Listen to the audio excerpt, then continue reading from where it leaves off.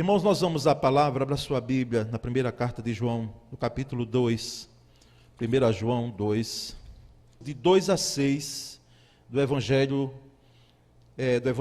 primeira carta de João, capítulo 2, de 2 a 6. O tema dessa mensagem é andando nos passos de Jesus, andando nos passos de Jesus. Leiamos então. Ele é a propiciação pelos nossos pecados, e não somente pelos nossos, mas também pelos pecados de todo mundo. Sabemos que o conhecemos se obedecemos aos seus mandamentos. Aquele que diz eu o conheço, mas não obedece aos seus mandamentos, é mentiroso, e a verdade não está nele. Mas se alguém obedece à sua palavra, nele verdadeiramente o amor de Deus está aperfeiçoado. Dessa forma sabemos que estamos nele. Aquele que afirma, ou que diz em outra versão, que permanece nele, deve andar como ele andou. Amém? Aquele que diz que permanece nele, deve andar como ele andou. Então, por isso o tema dessa mensagem. E ela não nasceu em vão. Ela nasceu fruto de uma leitura de um livro, Andando nos Passos de Jesus, justamente com esse tema, de Lady Michael, né? É norte-americano, e a editora Fiel publicou em 2009, fez a tradução para o português, e nós tivemos acesso, assim, uma bênção, tá certo? Então quero incentivá-lo, inclusive, a ler. É da linha reformada, mas nós batistas, bebemos da linha reformada, tá certo? A linha reformada, nós um dia podemos trazer aqui, porque não é o foco hoje, mas, inclusive, de forma histórica, os batistas perceberam essa participação, essa raiz aí de uma chamada linha reformada, não é? Então, surgiu fruto dessa leitura, a mensagem que eu trago aqui nessa manhã, destacando pontos em relação a esse andar nos passos de Jesus. E é uma pergunta que surge, que brota quando temos um tema como esse. É por que devemos andar nos passos de Jesus? Por quê? Porque eu e você devemos trilhar os passos de Jesus, não é? O Novo Testamento, irmãos, nós lembramos que ele mostra com clareza o objetivo de Deus, deixar assim muito nítido, muito claro, de que os crentes se assemelhem a Jesus Cristo. Se assemelhem. É porque você não está com o esboço que eu tenho aqui, que todo pregador que se preze pode usar, e não é pecado nenhum você fazer uso. Nós somos orientados a isso, embora fugimos às vezes dele e precisamos voltar às vezes a ele. Mas aqui eu grafei, eu sublinhei o assemelhem-se. Por que assemelhar-se? Porque nós não devemos, nem podemos, aliás, não podemos ser iguais a Jesus. Tem um cântico lindo, mas ele começa assim, quero ser igual a Jesus. Igual não. Igual não tem como ser, porque Jesus, embora revestido de humanidade, plenamente homem, ele é plenamente Deus, né? Jesus. Então, temos como ser iguais a Jesus, porque nós não somos Deus, então é semelhante, assemelhem-se a Jesus. É o que o Novo Testamento coloca.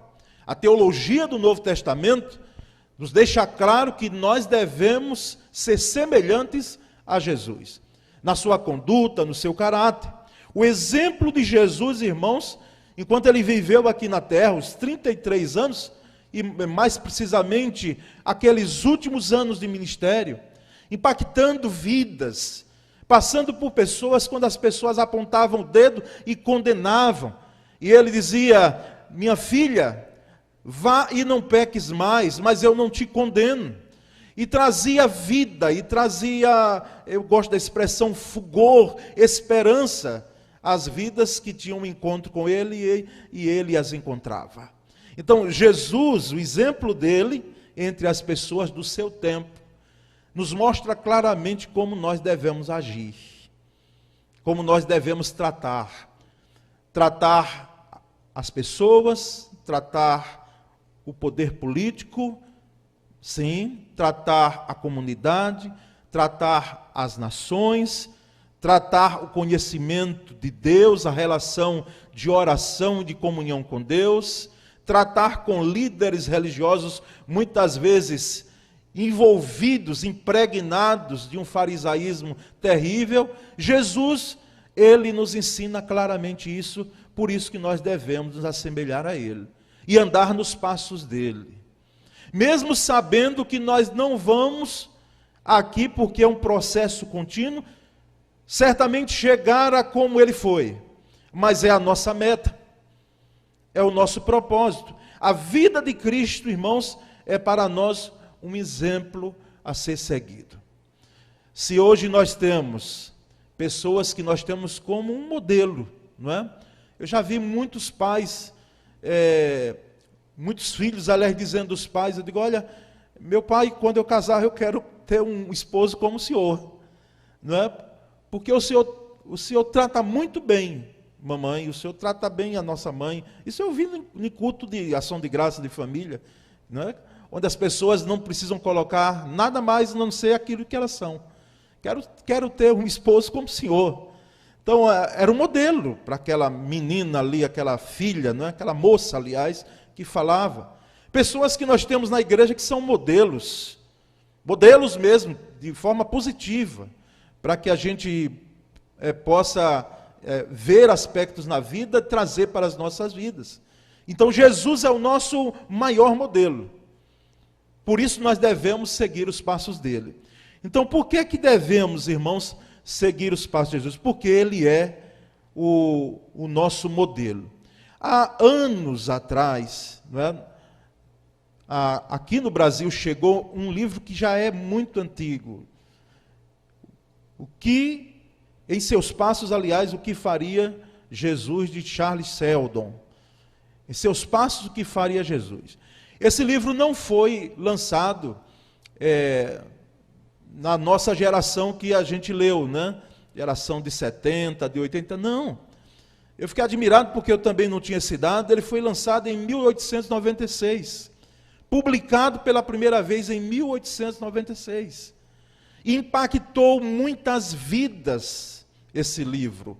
Em seus passos, o que faria Jesus. Eu tive a oportunidade de ler lá, bem atrás, bem antes de ir para o seminário, ainda na adolescência, e como foi impactante, importante para a minha vida. Inclusive, eu gostaria de sondar, às vezes a gente faz uma pesquisa dessa, aí as pessoas às vezes não levantam a mão. Mas se você leu, né? Quantos aqui leram Em Seus Passos que faria Jesus? Só para eu ter a dimensão. Pronto. É um dos livros hoje mais vendidos, 50 milhões de cópias. É muito livro. Então ele traz essa temática. O dono de um jornal, ele começou a perguntar, sendo cristão, ele disse, será que Jesus publicaria essa manchete nesse jornal? Tão sensacionalista, quem sabe? Trazendo algumas, algo além daquilo que a notícia merece. Será que Jesus faria isso? Iria para esse lugar? Será que, eu não lembro muito bem, mas será que, hoje eu já quero contextualizar, será que Jesus teria essa atitude? Será que ele teria? Então, eram perguntas importantes. E essa pergunta, ela foi objeto, depois de avaliação, ela permanece, mas alguém fez o contrário, como escritor desse livro, andando nos passos de Jesus, porque ele afirma o que fez Jesus. Porque a questão não é o tanto que Jesus faria em meus passos, mas o que é que Jesus fez para eu andar nos passos dele? Para eu mirar os passos dele e fazer como ele fez. Essa também é a grande questão, sem desprezar a primeira, que é importante. O que é que eu preciso fazer para ser semelhante a Jesus? Para ser chamado cristão? para ser seguidor de Cristo, para ser um discípulo de Jesus. Então, irmãos, por que devemos andar nos passos de Jesus? Por que nós devemos? Primeiro ponto que eu destaco, fruto da leitura desse livro, é que nós, irmãos, devemos parecer com Cristo, ou andar nos passos dele, porque esse é o nosso chamado. Nós somos chamados para isso, para andar nos passos de Jesus.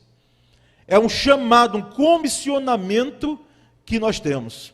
Deus nos comissionou, Deus nos chamou. É um chamado que eu e você, nós temos. E é importante, interessante perceber que dentro desse chamado, no versículo 6 que nós lemos, do capítulo 2 de 1 João, veja como aí é preciso que se ratifique. Aquele que diz que permanece nele, esse deve também andar como ele andou. Deve andar como Jesus andou. Aquele que permanece ele, que diz que permanece nele é quem? Aquele que se diz cristão, aquele que se diz discípulo, aquele que se diz crente, aquele que se diz que crê e que professa o cristianismo. Deve andar como ele andou. Nossa vida, irmãos, diária, deve ser um reflexo do caráter de Jesus Cristo. Um reflexo mesmo daquele caráter maravilhoso de Jesus Cristo. Nós precisamos, como espelho, refletir o caráter de Cristo no mundo. Nós precisamos refletir, vivenciar, mostrar com as nossas atitudes e palavras o caráter de Cristo. Por isso, andar nos passos dele. Percebemos, irmãos, em Mateus capítulo 11, versículo 28, o texto tão conhecido. Jesus disse: vinde a mim. E aí tem todos vós que estáis cansados, que a gente sabe até de cor mesmo, não é? Mas eu quero me prender a essa expressão, vinde a mim. Aqui nós percebemos que Deus não nos chamou em Cristo para nós seguirmos um segmento, uma religião ou uma doutrina. O segredo do cristianismo, alguém já disse, é o próprio Cristo. É o presente do cristianismo, é o próprio Cristo. Então, nós seguimos não a uma doutrina. Temos doutrina, um corpo doutrinário? Temos. Mas não seguimos uma doutrina, nós seguimos uma pessoa, o Cristo. Vinde a mim, vinde a mim. E é interessante o final do versículo 30, que ele diz: e encontrareis descanso para a vossa alma. Eu pergunto a você, qual foi o líder religioso em perfeita consciência, porque tem alguns doidos que surgiram na história da humanidade, que fizeram loucuras mesmo e atrocidades. Mas qual foi o líder religioso em perfeito juízo que teve condições de afirmar isso? Vocês venham a mim, porque o meu jugo é suave, o meu fardo é leve, vocês vão encontrar descanso para a alma de vocês. Jesus. Jesus disse isso. Por isso que nós andamos e seguimos uma pessoa, porque fomos chamados para isso, né? Fomos chamados, fomos comissionados a sermos semelhantes a Jesus. Mas há um segundo aspecto, irmãos, em relação a por que nós devemos andar nos passos de Jesus, é porque devemos parecer com Cristo, e isso é um dever nosso, porque é um dever nosso. Não é uma questão de opção, não é opcional, para quem já é alcançado pela graça. Quem foi alcançado, nascido de novo, não chega diante de Deus e diz: não, eu vou ver se vou. Eu vou ver se vou seguir. Não. A paixão é tão grande, o impacto do Espírito Santo é tão forte, que muitas vezes já ouvi relatos, e quem sabe nós temos pessoas sentadas aqui, que tiveram que deixar sim muita coisa que prendia, e deixaram para seguir o Cristo. Deixaram. Eu lembro da biografia missionária, que eu estava inclusive falando quinta-feira. Sadhu Sandar Singh era um indiano que se converteu ao cristianismo. Nós sabemos a religião da Índia, não é? O hinduísmo e outras religiões, o cristianismo, o percentual é muito pequeno. E diz que quando ele foi alcançado pela graça de Cristo, esse jovem, Sadhu Sandasig, a família dele o rejeitou, porque era algo inconcebível para a mente daquela família que alguém pudesse ser adepto do cristianismo. De fato, se desprezava toda a tradição familiar, de crença, etc, etc. E ele deixou a sua família, ele deixou o seu lar. Por isso que era chamado o apóstolo dos pés sangrentos.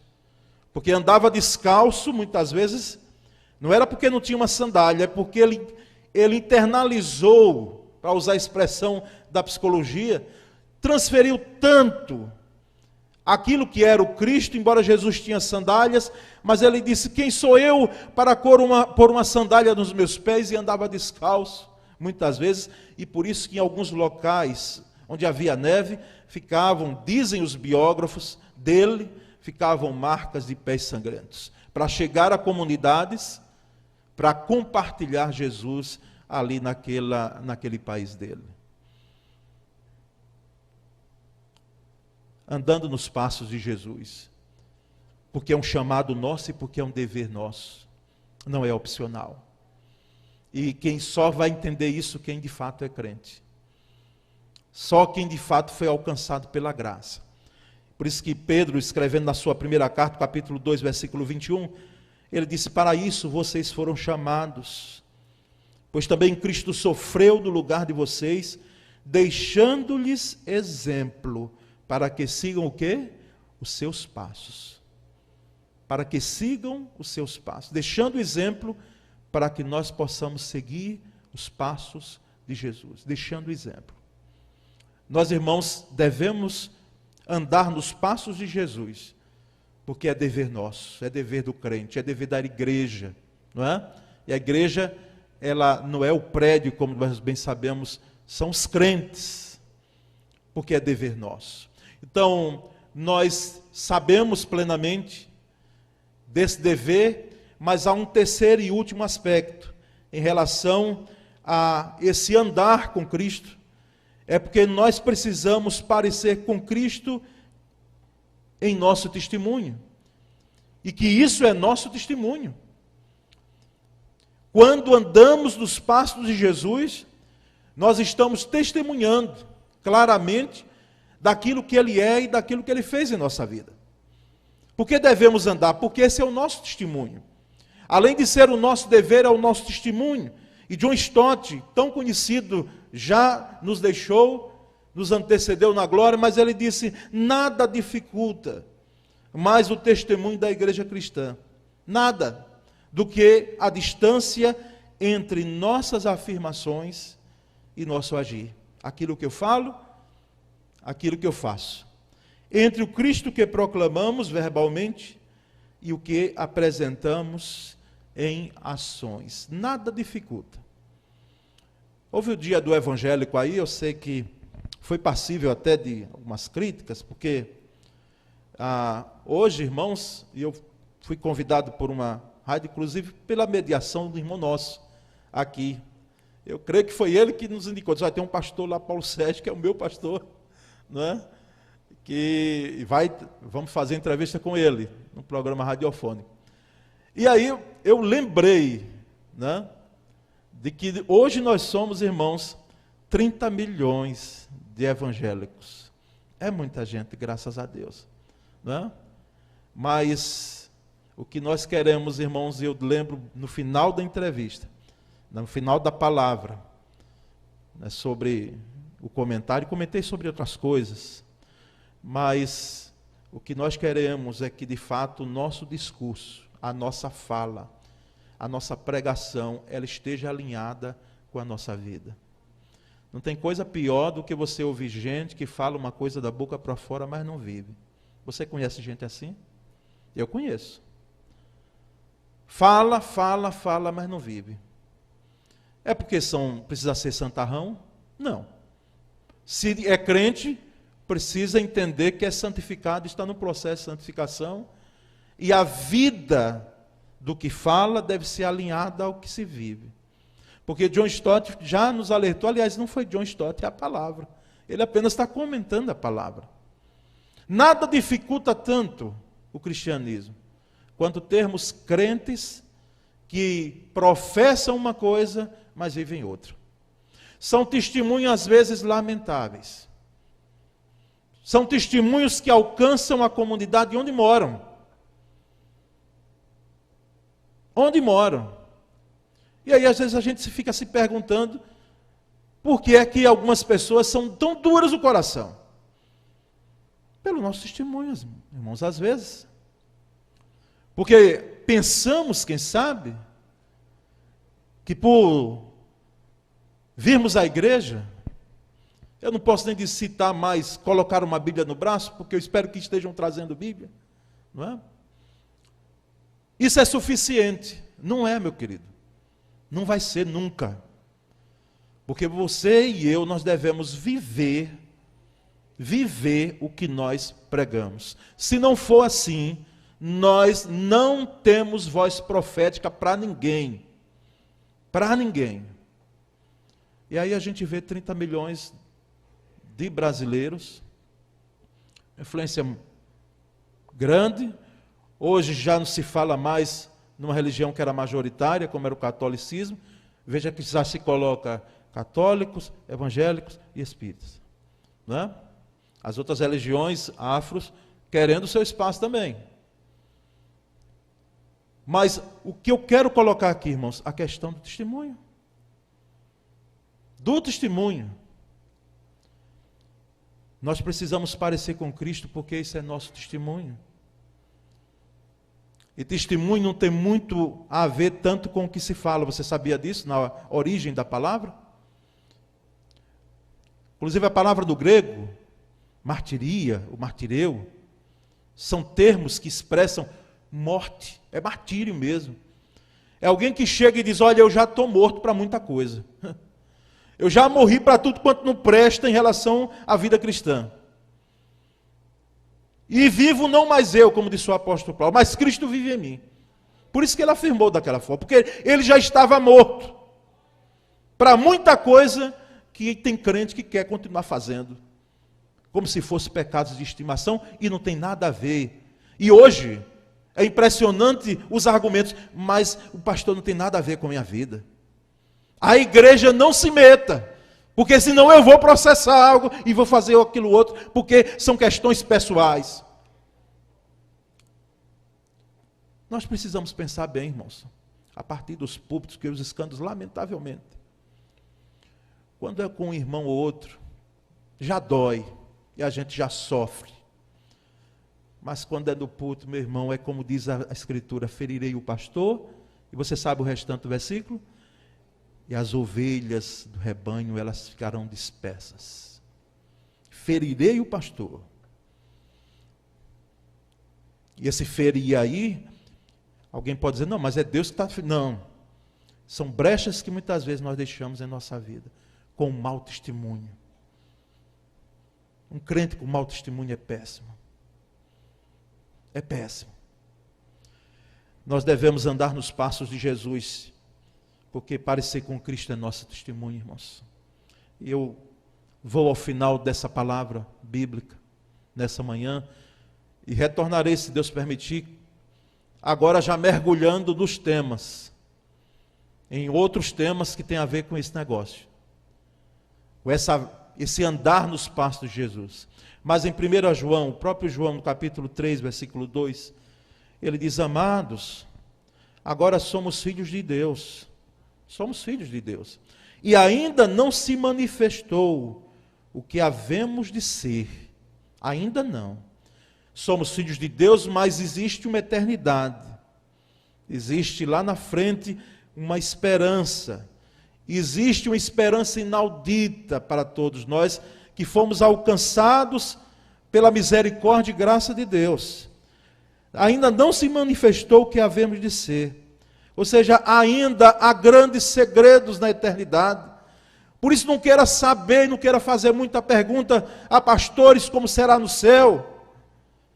Porque nós que chegarmos lá veremos. Aliás, a Bíblia já diz como é. Embora de forma figurada para alguns, mas para nós será lugar de bênção. Assim como o inferno é lugar terrível.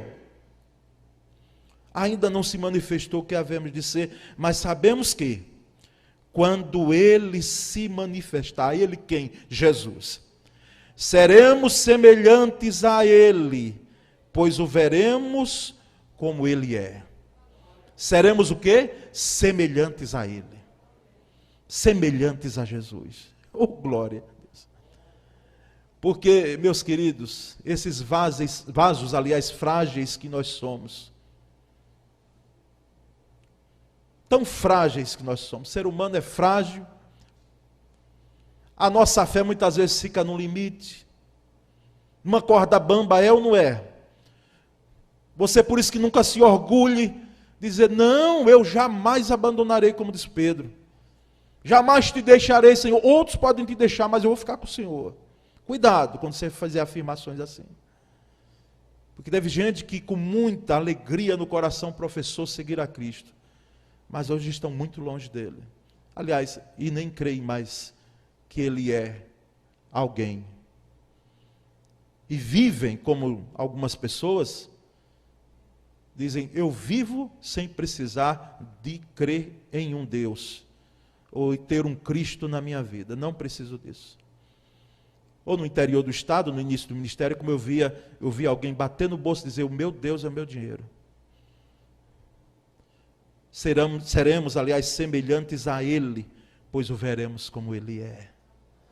Contemplaremos. Se a gente olha para trás e vê os nossos irmãos que partiram, né? Os nossos pais, avós, eles partiram em Cristo, eles contemplam Jesus. Que privilégio, né? Eles contemplam aquele que nós cantamos aqui sem ver. Agora nós temos a plena convicção de que eles contemplam. Por isso que o belo hino do canto cristão. Pena que a gente só canta em funeral. E se talvez cantar num dia de culto aqui, eu fico vendo, vou ver quem canta junto. Não é? Hei de ver meu Redentor, redimido junto dele eu hei de estar, hei de ver meu Salvador. Os sinais dos cravos hei de contemplar. Oh, visão maravilhosa, não é visão não, ou presença maravilhosa, a de Jesus. Mas irmãos, para chegarmos lá, é claro que é pela graça, porque o apóstolo Paulo deixa tão claro em Romanos, porque pela graça sois salvos, isso não vem de vós, é dom de Deus, não vem das obras para que ninguém se glorie, mas você não esqueça que são os semelhantes a Jesus, ou seja, aqueles que seguiram os passos de Cristo. Por isso que nós cremos, já que falamos em teologia reformada, né? A perseverança dos santos, essa não é reformada não, essa é bíblica, é batista, é bíblica. Os crentes, os santos, como são chamados, eles perseveram. Às vezes em lutas, em embates, dificuldades, que não são maiores às vezes do que alguém que está ao nosso lado. Mas perseveram até o final e chegam à glória do Senhor para contemplar o Cristo e vê-lo como Ele é. Louvado seja o Senhor nessa manhã, meus irmãos. Que a igreja do Senhor seja edificada e que nós possamos prosseguir nos passos de Jesus, andando nos passos dele. Amém, meus irmãos? Vamos orar. Meu Senhor Jesus Cristo, Deus Pai, Filho e Espírito Santo, ó divindade bendita, Senhor da igreja, o cabeça, o Cordeiro de Deus, a fonte de água viva, aquele que foi até a cruz. Oh Senhor, muito obrigado. Muito obrigado porque o Senhor aqui veio nos mostrar quem é na realidade Deus para nós. E como disse o apóstolo Paulo escrevendo aos Colossenses, esse Jesus é plenamente Deus. Oh, louvado seja o teu nome, Senhor. Dá-nos a graça, o Senhor dá, às vezes a gente está querendo fugir, mas dá-nos a graça de prosseguirmos nos passos de Jesus, o nosso Senhor. Louvado seja o teu nome nessa manhã, aceita a nossa gratidão, Pai. O nosso louvor, que essa igreja seja firmada em Ti. Que essa igreja seja edificada na palavra, Pai. E para Ti redonde toda a honra e toda a glória. Essa é a nossa oração. Em o nome de Jesus Cristo. Amém. Graças a Deus.